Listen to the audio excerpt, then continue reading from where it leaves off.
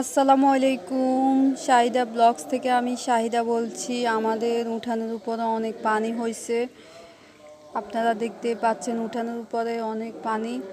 আমার একটা কাজিনের মেয়ে, ও দুষ্টামি করতেছে ঠেলা জাল দিয়ে। এই বাসাতে পানি ঢুকে গেছে, এই যে দেখতেছেন গাইজ, এই বাসাতে পানি ঢুকে গেছে, আর এই বাসাও পানি ঢুকে যাবে।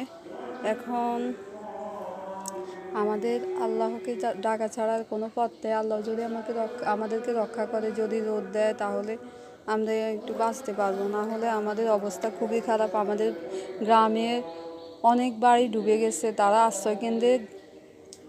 আশ্রয়কেন্দ্রে আশ্রয় নিয়েছে। আমাদের বাড়ির সামনে একটা স্কুল আছে, সরকারি স্কুল, ওখানে আশ্রয় নিয়েছে অনেক মানুষ।